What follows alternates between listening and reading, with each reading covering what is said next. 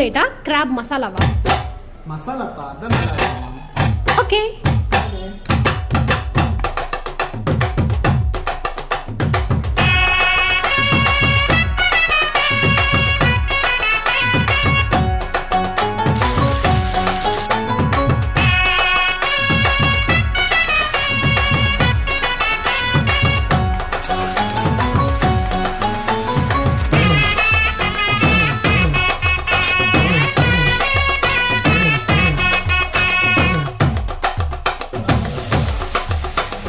பஞ்சு முட்டாய் சீல கட்டி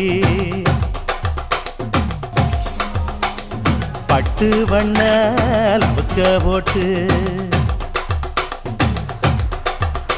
அடி பஞ்சு முட்டாய் சீல கட்டி